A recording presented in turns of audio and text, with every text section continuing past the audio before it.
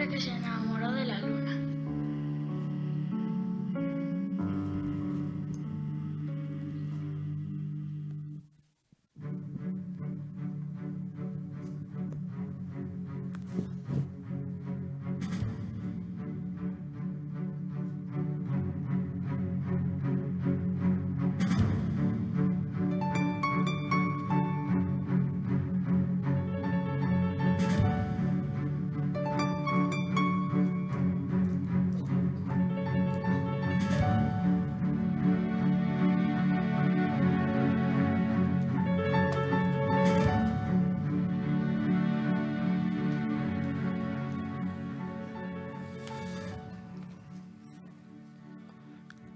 Como solía decir don Antonio Mingote, buenas tardes.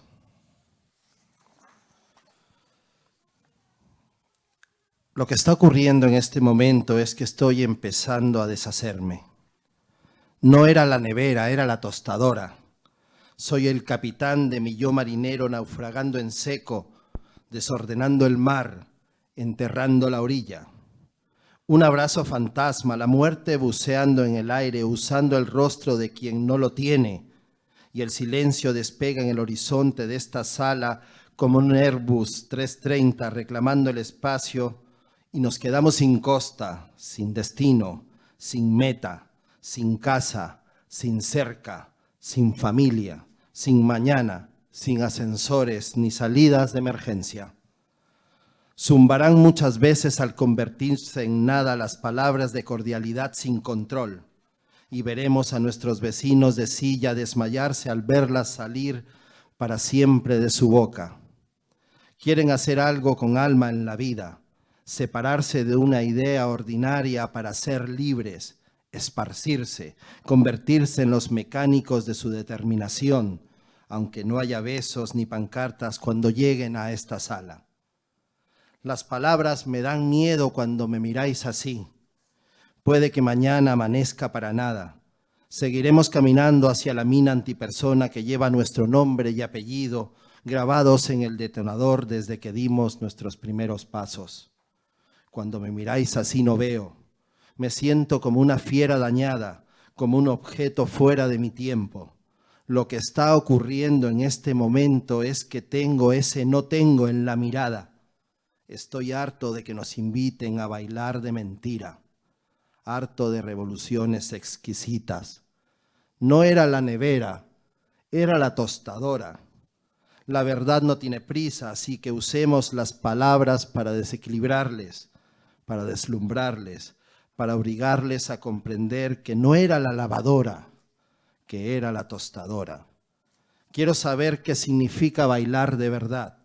No quiero bailar de mentira en esta sala. Gracias y bienvenidos a la luna.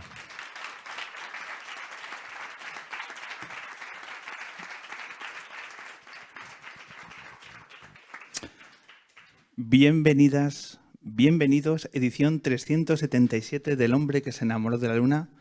Estamos aquí en la cuarta planta del Corte Inglés de Callao para intentar apostar de nuevo por el mundo de la cultura y de la música, una música en la que hoy el acústico va a tener la firma de un valor cada vez más consolidado de nuestra escena musical. Para cerrar la luna, hoy Germán Salto y su nuevo disco. Atentos a este nombre. Y para arrancar, vamos a empezar por el bloque de nuestro invitado ilustre, que nos gusta decir. Y por eso vamos a tener este pedazo de aplauso a la altura del invitado, porque hoy, ni más ni menos que aquí en el ámbito cultural de Callao, recibimos a Rodrigo Cortés.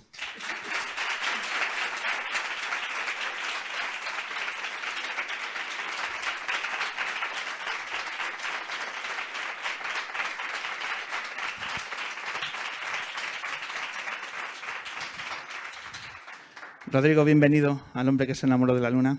Bien hallado. Espero que no sea uno de esos programas que hay que ver todos los anteriores para entender la trama de lo que suceda en este. No lo descarto, Rodrigo. Hemos hecho cosas tan interesantes, tampoco feo que yo lo diga, ¿no? Pero te invitamos a que conozcas nuestra trayectoria. Será un placer, dispara cuando quieras. Pues estamos bienvenidos. Fíjate qué lugar. O sea, tú haces también un podcast en un sitio muy cercano aquí y también en la Fundación Telefónica haces una cosa muy bonita, que también yo creo que al final vamos a tener oportunidad de hablar, pero fíjate que público, ¿eh? No los veo. No nos ves. No hay suficiente luz, El pero público estoy seguro que es excelente. se intuye este pedazo de público que viene una vez al mes a ver aquí a la Luna, a hablar de cultura, de música y a conocer a los invitados que proponemos y que admiramos y que dentro de tus múltiples facetas de pronto hemos descubierto que tenemos aquí este ejemplar llamado Verbolario, que sé que llevas unas semanas, unos meses recorriendo España dándolo a conocer y que me gustaría que nos hablaras de dónde parte este ejemplar que tengo ahora en las manos y que es un gusto abrirlo. ¿Dónde parte esta idea? Hay una versión oficial y otra real incognoscible. No real porque sea otra y mienta, sino porque a saber. Es decir, la oficial es cuando las cosas cristalizan. Las cosas no cristalizan, por otro lado, nunca de la nada. Pero sucedió en casa de Mingote, que ha sido mencionado en el arranque de este programa. Había muerto hacía no demasiados años. Su viuda, Isabel Vigiola, obviamente vivía, aunque frisaba ya los 90, ha muerto hace muy poquito, hace unos meses. Y, en fin, ella conocía mis primeros libros, que le habían puesto a pensar en el propio Mingote, en Chumi, en Jardiel. Claro, Isabel era una mujer interesantísima que había sido secretaria en su juventud de Neville, nada menos. Y él le transcribía directamente de viva voz sus obras, por ejemplo, sus guiones, sin notas previas, y ellas las taquigrafiaba en tiempo real, y al cabo de unas horas él decía fin, y ella taquigrafiaba fin, y había una obra de teatro. Y, en fin, era una caja de anécdotas, como puedes imaginar, y una mujer además de un carácter muy particular. Desde luego, si ella te decía que fueras a su casa, ibas, que es exactamente lo que hice yo, aunque no la conocía, pero uno percibía inmediatamente que tenía que hacer caso. Y, en fin, mostrándome el estudio de Mingote, donde él trabajaba, su casa, una casa por la que se paseaba, te lo puedo garantizar, y mostrándome la biblioteca de Mingote. Vi una edición maravillosa del Diccionario del Diablo de Ambrose Bierce, la que hizo Galaxia Gutenberg, no sé si en 2005, la más exhaustiva seguramente, una edición muy bella, pero muy difícil de conseguir ya, ni siquiera en el mercado de segunda mano, completamente descatalogada, por supuesto. Y se lo hice ver, le dije, Isabel, tienes una edición única, maravillosa, yo la he buscado muchas veces, es imposible, la vas a disfrutar mucho, te va a gustar. Y ella me dijo, no, para ti. Y empezó la pelea esa que se tiene en España cuando uno trata de pagar. Y pelea que ganó ella, afortunadamente. Así que, imbuido por esa vibración, yo ya había leído esas ediciones, otras ediciones más livianas. Y, en fin, me puse a trastear, a leer y en esa vibración me puse a juguetear sin más con unas cuantas voces, imaginando para ellas algunos significados. Y un gran amigo, Juan Gómez Jurado, escritor, vio el juguete y se lo quiso enseñar al director de ABC porque dijo, esto es una sección, aunque tú no lo sepas. Y el director del periódico estuvo de acuerdo y 3 semanas después se convirtió en una sección diaria que dura hasta hoy, más de 8 años después. Y al final toma forma de 2.500 definiciones. Has esperado, ¿no?, a conseguir que el libro tenga en fondo y forma el sentir que es el momento, ¿no?, a la hora de editar. Porque entiendo que las propuestas para que ofrecerte la posibilidad de editarlo te habrían llegado antes de este momento. Sí. En primer lugar, no había una voluntad inicial cuando inicié el proyecto, un proyecto, como te digo, sin plan ni objeto, más bien sobrevenido, por lo tanto es muy difícil tener objetivos cuando comienzas algo así. No había una voluntad expresa de que esto finalmente acabara siendo un libro. De hecho, no sabía cuánto iba a durar la aventura, porque pensaba, si la mayor parte de ediciones del libro de Bierce tienen 900 y pico voces, y le llevó más de 20 años en diferentes periódicos componerlas, y el diccionario de lugares comunes de Flaubert, en fin, se ha llamado de muchas maneras diferentes traducciones. Son 60 paginillas a lo largo de 30 años. Pensé a ritmo de palabra al día, porque no descansa, ni en Navidad, ni en Año Nuevo, ni en verano, ni en los domingos. En 3 años tendrás 1000 y pico palabras. Pues no tendrás mucho más que decir. Y para mi sorpresa no fue así, la vaca seguía cargada. Luego te diré cuál es mi canario en la mina para determinar cuándo puede flojear la calidad. Y, y es cuando vinieron los ofrecimientos, efectivamente. Pero pensaba que tenía que tener un corpus robusto y musculado para que fuera un libro, que no tenía que ser simplemente una edición que aprovechara una pequeña moda, un libro finito con 600 definiciones. Y cuando llegamos a las 2500 me pareció que era el momento de verterlo en papel. Verbolario es el resultado de una obsesión, de una rutina, de un juego que tú llevas haciendo desde tu infancia, adolescencia, revoloteando alrededor de las palabras. A nivel personal, ¿de dónde viene esta forma de encarar el lenguaje y las palabras? Aquí llegamos a eso que decíamos antes, que ese es el inicio oficial, pero en realidad es la cristalización de algo, como sucede casi siempre, que por alguna razón, en un momento dado, se generan las condiciones idóneas para que eso solidifique. Y es verdad que es una vieja, no sé si es obsesión, usamos mucho esa palabra, a veces bien incluso, pero no estoy seguro de que fuera una obsesión, pero sí un instinto y una inclinación clara desde la infancia, igual que un niño puede ser sensible a lo que sea, a la temperatura, o a los olores, o a la música. Y hay un niño que le das un silbato con 7 años y empieza a hacer algo con él. Y yo recuerdo que era muy sensible a las palabras, a la música de las palabras. Para mí todo eso tenía mucho sentido, imagen y poesía. Incluso en esas clases abstrusas de lengua en que se tendía la etimología de las cosas, yo descubría que las palabras tenían sus propios huesos y músculos y raíces y ADNs, y me resultaba relativamente sencillo, de forma casi instintiva, escuchar la palabra pordiosero y hacer un viaje con esa palabra y pensar, eso vendrá de por Dios, y me podía imaginar a un mendigo diciendo por Dios y pidiendo, y cómo ese por Dios se convertía en pordiosero, y en fin. Y claro, cuando eres muy pequeño, eres, pues como son los niños, más bien Asperger, y te enseñan que las cosas significan una cosa, y cuando te dicen que también podrían significar otra, no reaccionas muy bien. Es como, a mí dadme las cosas claras, aclaraos primero y luego me decís. Sin embargo, luego ves que eso genera todo un mundo de posibilidades, incluso con tus compañeros. Descubres muy pronto que el lenguaje es dúctil y que se estira y que se encoge y que el orden exacto de palabras genera efectos diversos. Y con el tiempo, ya mis primeros libritos, En dormiles de patos y A las 3 son las 2, que serían una colección algo así como de antiaforismos o de pedradas o de bombas de mano, que editó Delirio, ya ponía en marcha esa obsesión, volvemos a la palabra, bien o mal empleada, de comprimir el sentido de las cosas en el menor número de palabras posibles, pero más resonantes, que es algo que se parece a la poesía, que es capturar algo no por literalidad, sino por resonancia,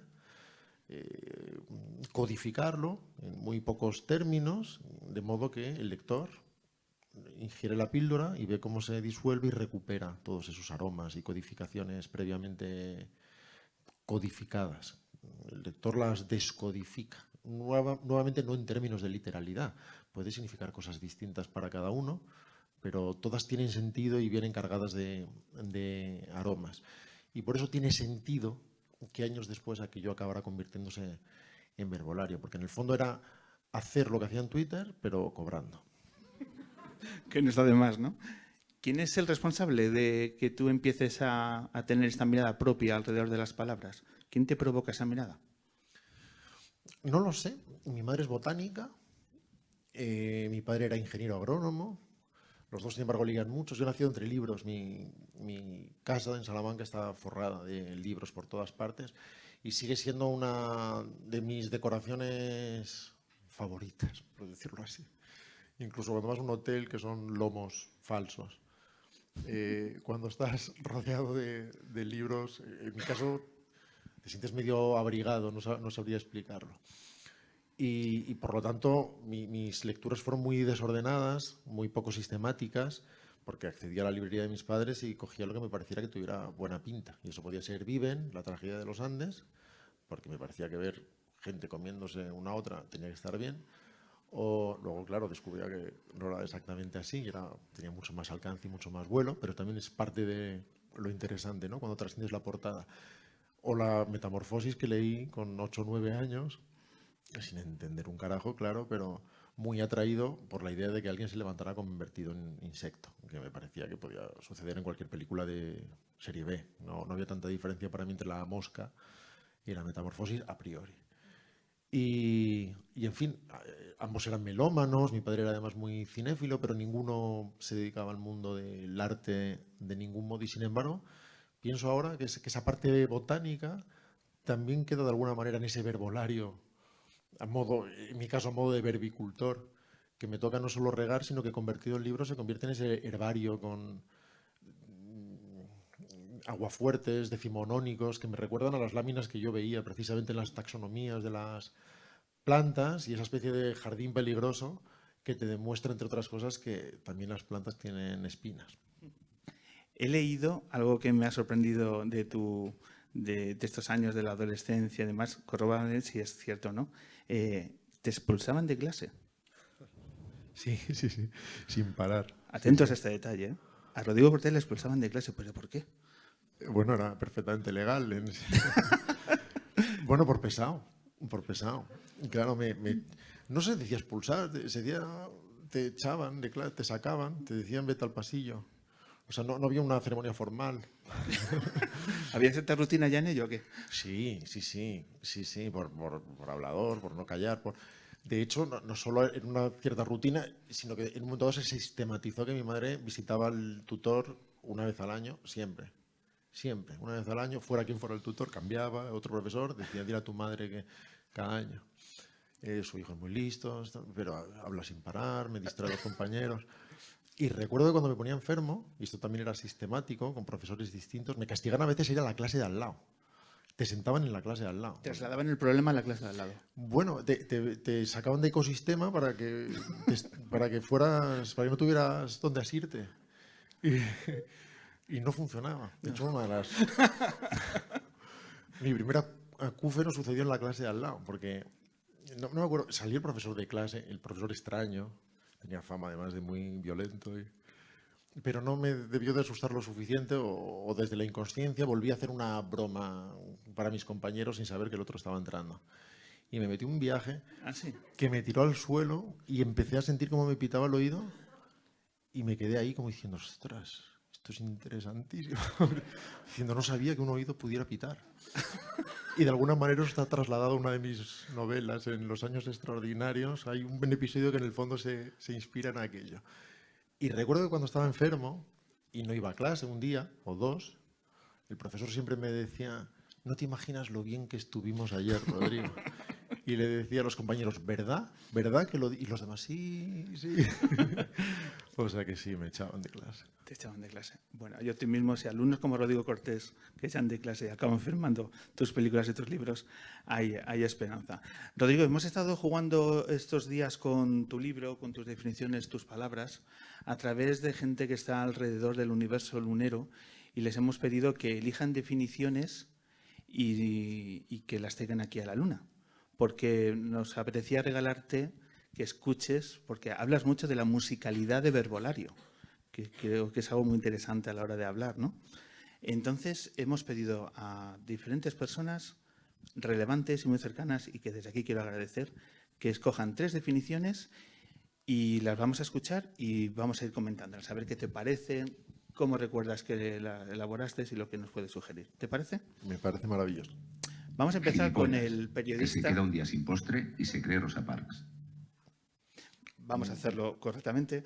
La primera es el periodista Carlos H. Vázquez, que es un periodista que está muy cerca de tu obra, que creo que además te ha entrevistado, y que ha elegido estas 3 definiciones. Es el periodista Carlos H. Vázquez.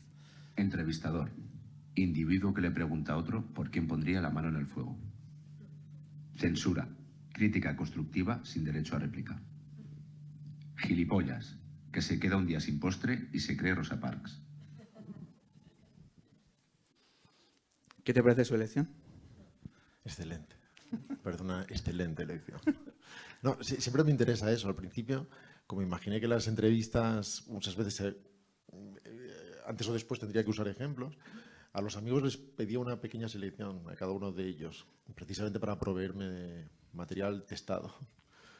Y, en fin, veo que hay una visión periodística de las cosas en esa elección. Por otro lado, la definición de verbolario y de periodismo es arte de contar lo que ha pasado como si hubiera pasado para que parezca que ha pasado.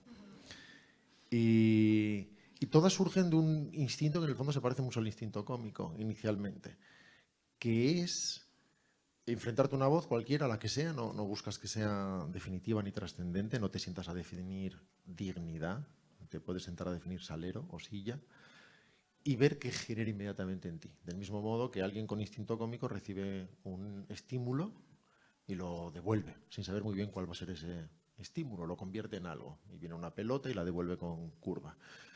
Pues hay un primer fogonazo que es ver dónde rebota dentro de ti y enseguida te sugiere un juego que puede ser sonoro, puede ser semántico, puede ser contradictorio, paradójico, puede ser filosófico, poético, y eso te da una clave de hacia dónde vas a ir. Pero luego hay un trabajo que es más parecido a la música, en cierto sentido, que es el de esa compresión y conseguir que ese sentido, que ese juego, sucede de la forma más percutiva, fluida e incluso fonética, me atrevo a decir, posible, de la forma más aparentemente inevitable posible, más contundente, sin flecos, y que genere también las mayores resonancias posibles. Que si algo significa algo, no vengas con la solución puesta, sino que generes los 3 puntos que el lector va a conectar para que en su cabeza se forme esa solución. Propones una especie de viaje que procuras no completar tú, para que eso resulte interesante. Porque de esa manera se enciende 3 segundos después de esa luz y es cuando el lector hace... Es cuando dices, efectivamente, este es un gilipollas. Claro, porque va a resonar con cosas. Claro, si te dice que se queda un día sin postre y se cree Rosa Parks, inmediatamente vas a generar un viaje sobre qué es de verdad exponerse, sobre qué es de verdad jugársela, y cuando juegas, sin embargo, a eso, pero recién salido de un Starbucks, cuando tus mayores problemas es que a veces no te toca sillón ni te toca silla de madera en ese mismo sitio, y sin embargo luego tratas de vender eso como algo cuando no te has jugado en realidad nada y has estado siempre completamente a salvo. Y si yo hago esto, pues es una soflama muy aburrida, muy poco interesante y que se convierte en una lección que nadie necesita oír y que yo no tengo ningún derecho a dar. Pero a través de un pequeño juego, todo eso sucede dentro de la cabeza del propio lector. Me gusta porque se puede jugar con las palabras. Tú dices una cosa que me parece muy acertada, que verbolario en realidad no sirve para nada y puede servir para todo. Y puedo demostrarlo, además. Tengo pruebas de que no sirve para nada. Pero una cosa que puede servir es este ejemplo de la palabra gilipollas para elevar a la hora de insultar, ¿no? Como dice Rodrigo Cortés, parece Rosa Parks, dice que dará al otro y le estás llamando gilipollas de una forma muy elegante. Bueno, sí, antes hay que repartir a todos libros, cada ser humano tiene que memorizarlo. Hay que picar piedra, pero, por ejemplo, me gusta mucho... Es una vía comercialmente muy interesante para mí. Podemos... Y para este público a partir de ahora. Muy bien. Porque que sepáis que bocazas puede ser sueltito de sinceridad, que me ha encantado. Que idiota es un sabio que ha dormido poco. Que pijo es un individuo bien despeinado. Me gusta mucho, este no es un insulto, pero lo podemos utilizar la gente de nuestra generación. Joven, viejo poco hecho. Muy, muy fan de esta. Está la definición de anciano, que es extranjero en el presente. Rodrigo, háblanos, ¿qué es la nevera? Que es el lugar donde tienes las palabras ahí haciéndose. Vale, pensé, he definido nevera, no me acuerdo. Sí, es una nevera, un vivero, es el canario en la mina. Porque cuando hice el primer envío, claro, aún no sabía dónde me estaba metiendo, era un deporte nuevo y vamos a ver. Y la primera decisión es, ¿qué hago? Mando una palabra al día, como hacen los viñetistas, mando 7 a la semana, me ajusto a lo que ha sucedido ayer, pero de forma muy clara, muy clara, internamente muy clara, decidí esquivar toda tentación de actualidad. Porque personalmente me interesa poco, por ejemplo. Me interesa poco el humor de actualidad. Porque es muy fungible y porque tiene muy poca supervivencia y acaba siendo humor de nombres y es una referencia al ministro de turno, a la secretaria de turno. 3 días después ya no tiene mucha gracia. Si eso te da la razón es fascinante, si te la quita este tío es tonto. En fin, entramos en esos terrenos ideológicos tan constrictores que me interesan además muy poco. Como género de humor me parece más bajo, por decirlo así, aunque hay grandes viñetistas, desde luego. Y Mingote, imagínate, era uno de ellos. Así que pensé, bueno, pues envía 7 a la semana, sin saber lo que va a suceder. Pero casi como cinturón de seguridad pensé, parte teniendo unas cuantas palabras hechas, no con la urgencia o con la ansiedad de no saber si las vas a poder generar o no. Haz 70, 80 desde el primer día y selecciona 7 que estén realmente bien dentro de esas 70. Y enseguida me di cuenta que ese iba a ser mi método de trabajo. Tener siempre no menos de 70, 80 en diferentes grados de gestación, para que cada sábado o domingo, a veces lo mando el sábado, a veces el domingo, que envíe 7, esté seguro de que mando 7 en buen estado de forma. No 7 que me parecen brillantes hoy, recién paridas, pero que mañana a las 10 me hagan pensar no, o que inmediatamente las pueda corregir o mejorar. 7 que ya hayan pasado test de calidad y que generen además un equilibrio entre ellas para que sea un conjunto interesante. Y desde entonces mantengo eso. De hecho, ahora mismo probablemente tengan el vivero 100 y pico palabras. Algunas ya están perfectamente definidas, las puedo mandar mañana. Y sobre otras quiero pasar todavía mi mirada unas cuantas veces para estar seguro de que el cerebro no las retoca. Cuando me cueste mantener 70, será que esta es la única manera de mantener uniforme la calidad, como ha sucedido durante estos 8 años, en lugar de sujeta a altibajos de inspiración. Y cuando vea que me cuesta mantener esas 70, significará que es más difícil que 7 sean verdaderamente sólidas y que es seguramente el momento de retirarte como la Garbo en alto. De ese volumen de palabras, ¿recuerdas alguna que han perdurado mucho en el tiempo, que les ha costado salir y quedar finalmente conformadas? ¿Cuáles recuerdas que te han costado más? Es que no va así. Eso es una visión muy dramática del modo en que un trabajo, no se te resiste una y dices, Dios mío, no he conseguido aún definir vicisitud. Tal vez un día, si me esfuerzo lo suficiente, sabré definir vicisitud. No, tú tienes un montón de palabras. Y mi objetivo no es mejorar el mundo, sino mandar 7. Así que si mando 7 está todo bien. No me importa si hay una que lleva más tiempo ahí. No la visualizo en un rincón del cuarto llamando mi atención y diciendo, por favor, libérame, quiero ser un niño de verdad. Sino que antes o después, todas, llega un momento en que has pasado por ellas y dices, esta está bien. Y cuando hago la selección de 7, pues mando 7. No creo que haya ninguna que sea hija de la primera tanda. No creo que haya ninguna de las 70 primeras. Es más natural que eso.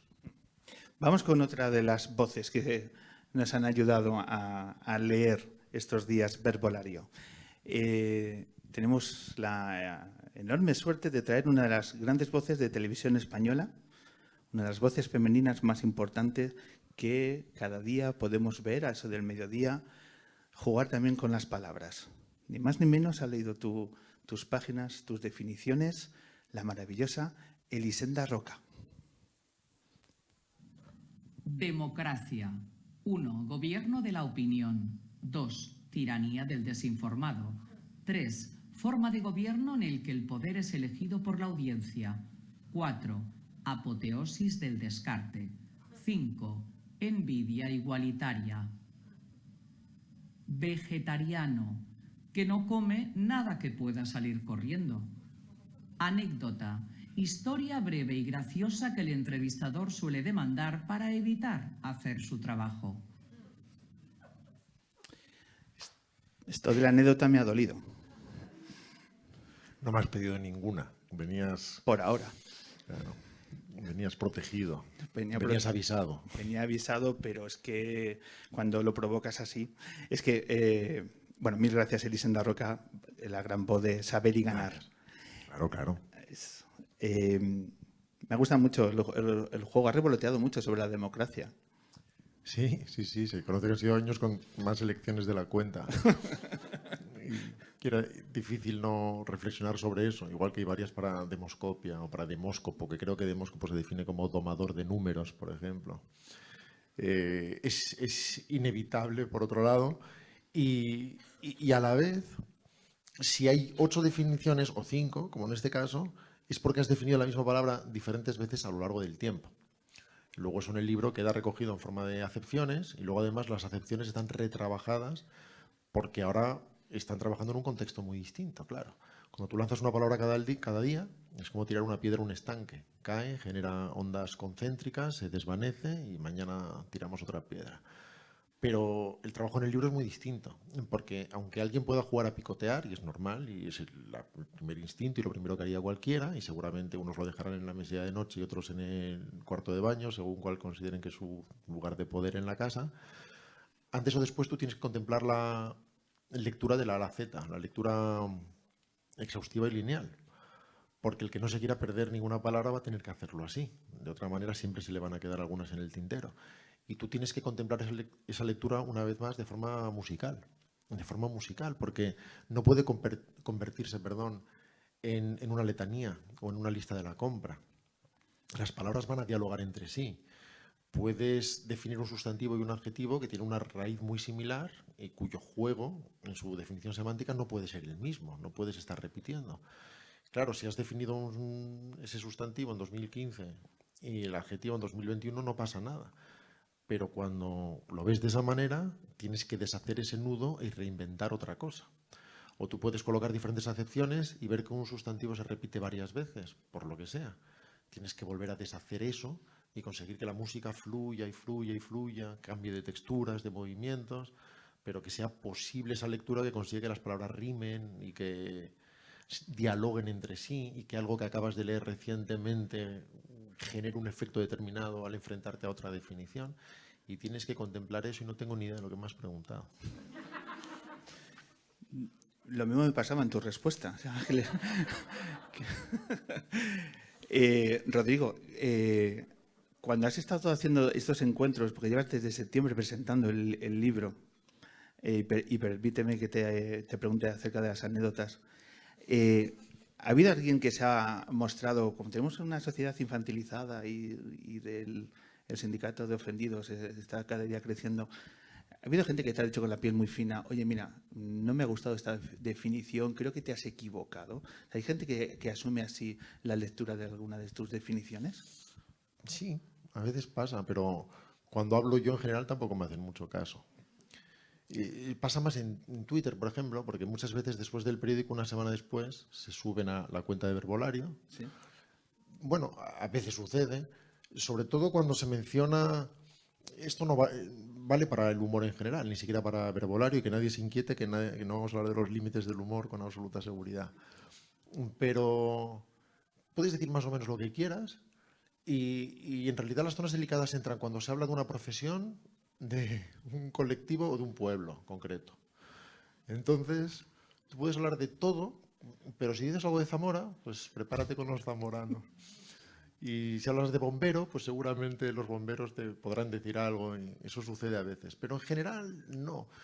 Y sí que hay a veces reacciones de no siempre. Alguien lee una definición y dice no siempre. O dicen no necesariamente. Y claro, piensas, claro. No siempre, efectivamente, y no necesariamente. Nada que tenga que ver con verbolario es necesario en ningún sentido. Es un determinado juego que propone una vuelta a la manzana y que no trata de cerrar la historia del ser humano ni concentrar las verdades del mundo en 12 palabras, de modo que no haya ni una sola fisura. Vamos con la tercera voz. Atentos porque este es un chorro de voz, va a impactar. Callao se va a parar, se va a paralizar porque viene un actor, un pedazo de actor que juega con su voz de una forma majestuosa. Ha abierto las páginas de Verbolario Víctor Clavijo. Teatro. Vida con cortinas a los lados. Libertad. Estado o condición del hombre civilizado que le permite protestar desde su propio sofá. Fotografía. Pintura rica en detalles. Eco atrapado en una botella. Nadie ha leído una definición tuya con la voz de Víctor Clavijo. Reconócelo. No, no es verdad. Solo podría, no sé superarlo, pero solo, aunque solo sea por potestas y por generación Pepe Sacristán, ¿no? Es la Puede jugar en esa liga. otra persona que podría conseguir al hablar que se movieran los muebles de la habitación. Pero sí tiene una voz poderosísima, Victoria, lo creo. Debería haber leído él el audiolibro. ¿Hay audiolibro de...? Hay audiolibro, sí, lo leí yo. Y lo recomiendo mucho a, no sé, a las tiendas de ropa. O sea, el que tenga una cadena de supermercados y quiera oír una especie de Gran Hermano que le dice libertad. Y Estás en el cambiador ahí. Eso es, yogur. Claro, yogur tiene definición en verbolario. La definición de yogur es leche caducada a punto de caducar. Vamos a hablar como Víctor se ha referido a la definición de fotografía y habla de los detalles físicos del libro, del objeto. Casi vamos a hablar de la anatomía del libro. ¿Qué destacas en ello? Porque cuando lo abres, cuando se lo entregas a alguien, lo primero que destapa es una sonrisa porque hay placer a la hora de manipularlo. ¿Por qué? Bueno, la respuesta corta es porque sí. Y si ahondamos más, y sin embargo no mejoraremos jamás esa primera respuesta, es porque hay una voluntad detrás, de verdad, consciente. Es decir, verbolario no solamente es un homenaje a la palabra, que lo es, sino un homenaje al propio libro.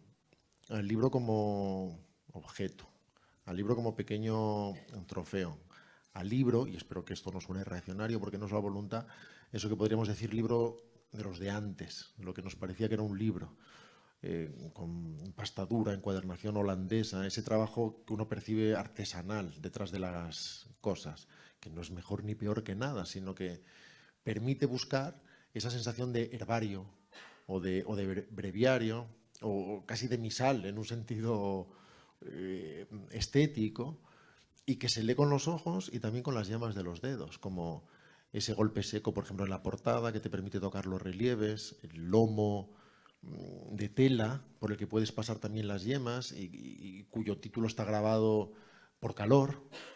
En fin, y una vez lo abres, desde ese separador de tela que no sé cómo se llama, el rabito de los libros, o esa impresión a doble tinta, por ejemplo, con esos aguafuertes de reminiscencias decimonónicas como grabados.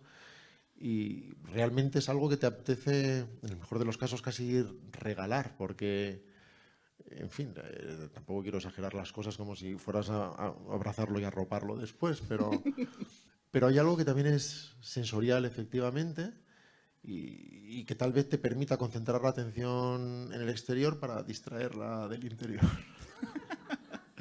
Bueno, pues os invitamos a todos a manipular y a leer, por supuesto, verbolario.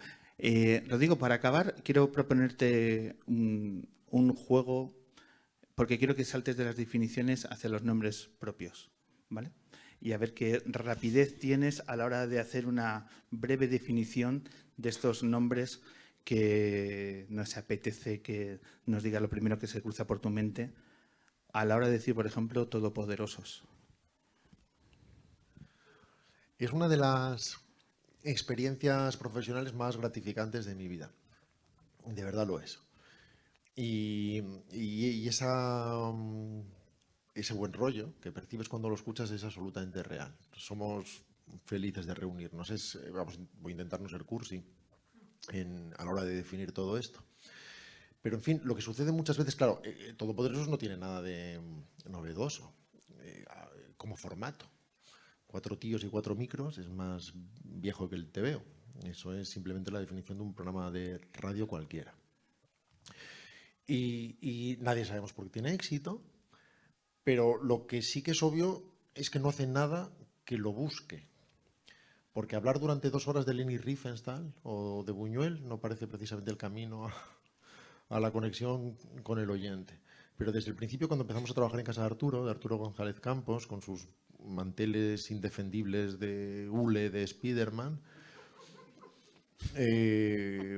simplemente hacíamos aquello que nos apetecía hacer sin hacer ningún tipo de cálculo. Y para nuestra sorpresa se convirtió en número 1 en iTunes, en ese mundo del proto-podcast, cuando estaba emergiendo. Y se convirtió en un fenómeno muy difícil de explicar por sí solo, que un año después nos llevó a la Fundación Telefónica, como sabes, y que, en fin, cuenta sus escuchas por cientos de miles. Pero si hay algo gozoso, además de, claro, las propias condiciones de cada uno de ellos, porque no es una cuestión de si reúnes a 4 en un cuarto, van a pasar cosas. No, tienes que reunir a Javi Cansado, que además de una institución es un ser benéfico y con un cerebro que nadie entendemos del todo cómo funciona, y a Juan Gómez Jurado, que tiene un sentido del humor desarrolladísimo y un instinto cómico finísimo y una capacidad para acceder a zonas recónditas del humor de las que todos tenemos muchísimo que aprender, y que, en fin, le convierte en algo así como el punching ball ¿no? Punching ball del programa. Arturo, que no me has dicho nombres propios, pero ya me estoy adelantando yo, que, en fin, es como una madre. O sea, si no se entera de que no estamos todos en casa, nos acuesta. Es algo así. Es el que nos sigue todas las entrevistas y se asegura de que estamos bien alimentados, y consigue repartir juego de una forma muy invisible y con un instinto cómico y narrativo, todos ellos muy poderoso. Y eso lo convierte todo en una ceremonia de generosidad muy difícil de definir, porque muchas veces en otros programas, y muchas veces con la mejor intención, sin embargo hay un codeo, no un codeo, un codazo inconsciente, no diré zancadilla, pero un pequeño codazo de a ver cuándo acaba el otro para empezar yo, y hay una cosa que me sé y quiero asegurarme de que todo el mundo sabe que me la sé. Y en el caso de Todopoderosos, el objetivo no sería tratar de demostrarle a nadie que sabes quién es Sostakovich, por decir algo, sino tratar de transmitir pasión hacia Sostakovich, y que alguien que jamás se le habría ocurrido escucharlo, de repente se va a Spotify a ver cómo es eso de jazz y a ver cómo suena esa obra de Sostakovich. Así que es verdadera felicidad. A estas alturas ya deberíamos odiarnos como los Stones y tener cada uno sus proyectos por separado y sus planes, y no ha sucedido. Cada día sois más amigos, ¿no? Se nota, ¿no? Que se acrecientan los lazos entre vosotros. Es así, es un hecho. ¿Qué te ha dicho Cansado de Verbolario? Javi te puede decir casi cualquier cosa de cualquier cosa. Para empezar, cuando digo que hay que leer de la laceta, me dice que si estoy borracho, que... Pero además no lo entiende. Dice, o sea, le parece que estás diciendo una insensatez de un tamaño enorme, pero tú eres tonto. O sea, esto se saca, se lee, se vuelve a dejar en la librería. Le gusta mucho porque además Javi es un poeta. El humor y la poesía a veces están muy cerca, como en el caso de Noguera, por ejemplo, como en el caso de Ortega, como en el caso de Javi. Está muy cerca, como cuando escuchas a Gila o a Jardiel o en fin, Ramón con sus greguerías. Y le entusiasman. Me acuerdo que una vez, y además fue muy al principio, el primer año me dijo, has hecho la mejor definición y es un problema porque ya nunca vas a hacer ninguna tan buena. Eso era en el cuarto mes o así. Creo que era la definición de 10. Y creo que la definición de 10 era 7 u 8. Y me dijo, por lo que sea, por sus enfermedades personales, me dijo, es la mejor definición. Y me recuerdas a Laurence Olivier cuando hizo una interpretación excelsa de Hamlet y al acabar estaba compungido y llorando. Y cuando le decían, pero si has hecho algo increíble que no has hecho jamás. Y él decía, ¿y mañana qué? Bueno, yo no tuve esa presión, ¿eh? Al día siguiente definí Tiesto o lo que tocara, pero le gusta muchísimo. Bueno, pues toda nuestra admiración hacia Todopoderosos, que hemos ido alguna vez además a verlos en directo, por cierto, la de Buñuel, que has citado. Así, ¿eh? Allí estuvimos Eso la recuerdo con mucho cariño. Pues mira, estuvimos además con una persona que está ahí de público, fuimos a ver el día de Buñuel. Pues enhorabuena a quien sea. Y nada, lo único, intentar no programar el día que haya luna. ¿Vale? El día que haya luna. Claro, vamos a intentar compaginar las fechas, porque si no, es que hay sí, tiempo lo tendremos para en todos. cuenta. Nosotros notamos a veces un bajón de público y no sabíamos a qué atribuírselo. Ahora lo sabemos.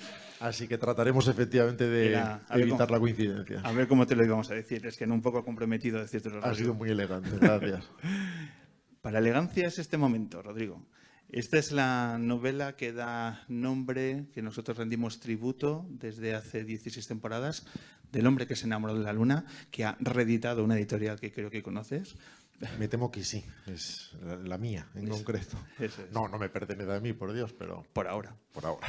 Penguin Random House, que está colaborando con nosotros esta temporada y que lo que hacemos es reivindicar la novela de Tom Spanbauer, que no sé si has leído. No la he leído, pero subsanaré ese error lo antes posible. Pues un todopoderoso de Spanbauer. Ojo ¿Sabes con eso. que cada vez que nos piden un tema concreto Lo se retrasa lo automáticamente descartáis? 3 meses? Sí. Vale, pues bueno, pues nos sumamos a la nevera. Eso es, lo Muy metemos, bien, lo lo has metemos hecho en la muy nevera. bien. Pues Tuyo es una novela absolutamente fascinante que nosotros reivindicamos y que este programa en realidad es un tributo a una historia de amistad que parte de estas páginas y que, bueno, pues esta temporada a cada invitado que nos hace pasar un buen rato como el que acabamos de sentir, de disfrutar, pues se lleva este regalo. Y oye, 21,90 por la cara, está muy bien. Muchas gracias. ¿Has visto? Es que a Para nivel- otra vez quitarle el precio, por lo menos. No, para que veas el valor de las cosas, hombre. Rodrigo Cortés, mil gracias por tu paso por la luna. Un Ha verdadero sido un placer. gran placer, gracias.